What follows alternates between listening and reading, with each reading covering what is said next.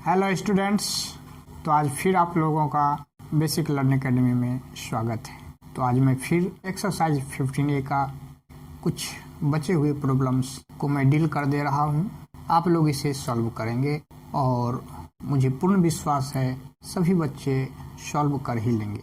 तो मेहनत करने से ही सफलता मिलती है, मेहनत हमेशा करते रहना है, मेहनत से जी नहीं चुराना, क्योंकि आपका एक ही वर्क है, एक ही मकसद है, एक ही उद्देश्य है, एक ही लक्ष्य है, सिर्फ पढ़ना, पढ़ते ही रहना। सब काम करेंगे लेकिन पढ़ाई भी साथ साथ करेंगे। सब काम जितना ध्यान से करते हैं उतना ही ध्यान से हम पढ़ाई भी करेंगे।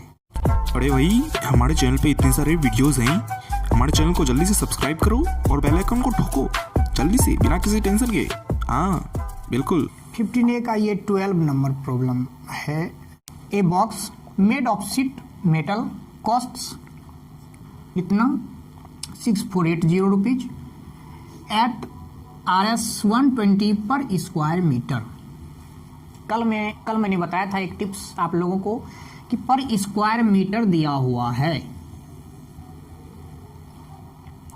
तो एरिया फाइंड करना है। एक और टिप्स मैं देने जा रहा हूं इस सवाल के अकॉर्डिंग कि कॉस्ट दिया हुआ हो, रेट दिया हुआ हो। मैंने अपने पिछले एपिसोड में बताया था कि यदि कॉस्ट और रेट दिया हुआ हो तो रेट जिस यूनिट में दिया गया है, जिस यूनिट का रेट दिया गया है, यदि दोनों को डिवाइड करते हैं कॉस्ट बाय रेट तो वह यूनिट हमें फाइंड हो जाता है। तो इट मीन्स 6480 मीटर स्क्वायर है तो एरिया फाइंड होगा। तो एरिया फाइंड करने के लिए 6480 डिवाइड 120 तो मेरा एरिया आ जाएगा, है ना। अब क्या करना है, इतना करने के बाद तभी हम आगे के स्टेप में बढ़ेंगे, आगे की लाइन, आगे की पंक्तियां भी हम पढ़ेंगे। फिर तब आगे हम बढ़ते हैं। It the box is 5 meter long 3 meter wide, find its height, है ना।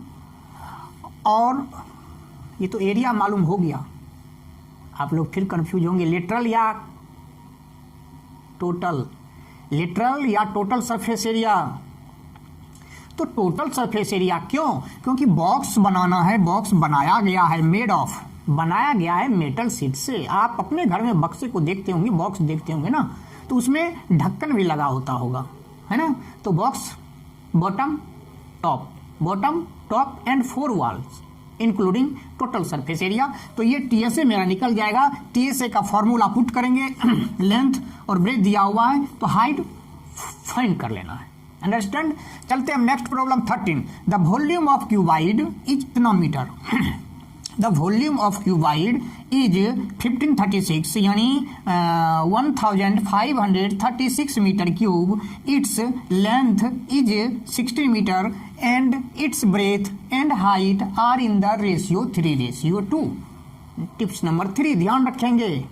और जो भी टिप्स मैं दे रहा हूं सिर्फ इसी एक्सरसाइज या इसी सवाल के लिए नहीं, इसके ऐसे जितने भी सवाल आएंगे किसी भी चैप्टर से, ऑल टू ऑल में ये टिप्स आप लोगों को यूज करना है ना। तो इसमें फिर रेशियो दिया हुआ है 3:2। तो रेशियो ज्यों ही मिल जाए वैसे ही सबसे पहले हम रेशियो में x पुट करते हैं या k पुट करते हैं कांस्टेंट के लिए, है ना। तो 3x एंड 2x ज्यों ही हम किसी अननोन यूनिट को उसमें इंक्लूड करते हैं तो वह मेरा ओरिजिनल शेप में आ जाता है, रेशियो खत्म हो जाता है। यानी 3x मीटर 2x मीटर या 3k एंड 2k मीटर में आ जाते हैं। तो लेंथ मालूम है, ब्रेथ में 3x एंड 2x आ चुका है, ये मीटर क्यूब है तो वॉल्यूम पकड़ में आ गया है। तो यहाँ से k का वैल्यू या x का वैल्यू हम फाइंड करेंगे। इट मीन्स देखेंगे यहाँ ध्यान से जरा 6 meter volume equal 6 multiply 3x multiply 2x 1536 equal 16 multiply 3x multiply 2x। 16 constant term है, कांस्टेंट टर्म हमेशा कांस्टेंट की तरफ जाता है।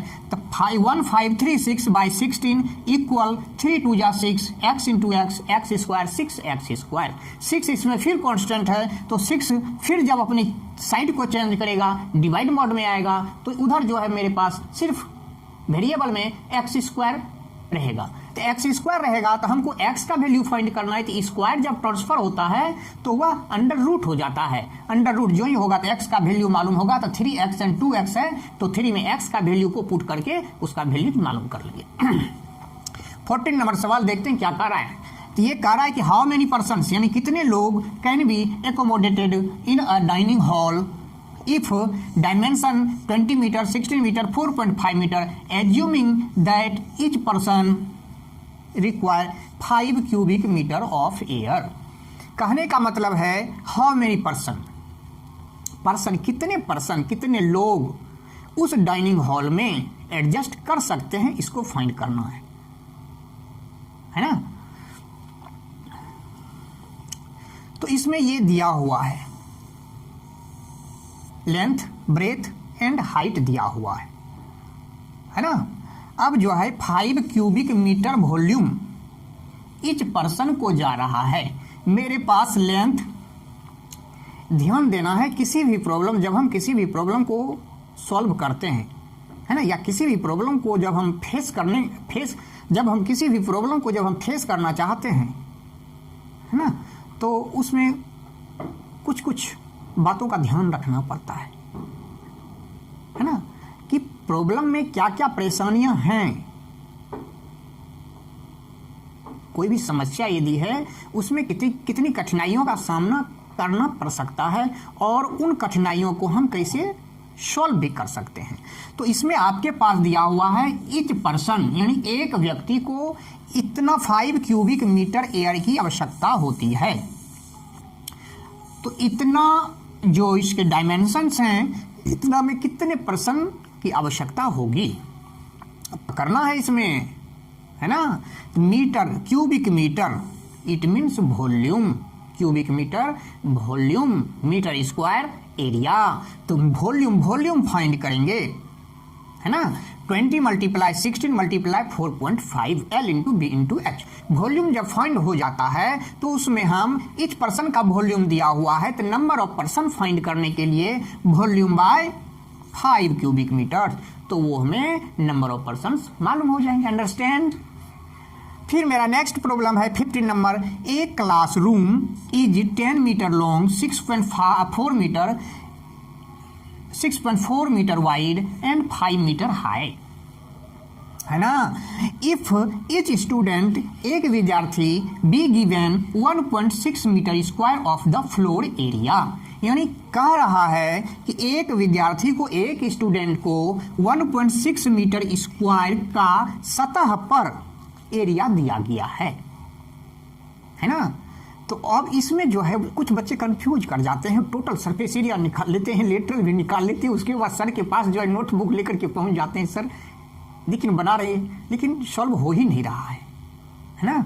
तो कॉन्सेप्ट लाना है floor.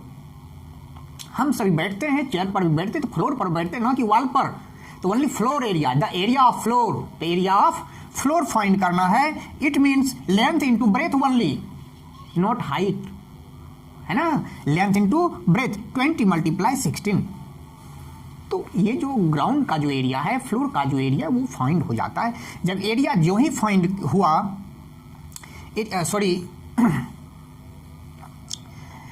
10 meter long, 6.4 meter wide, 5 meter high.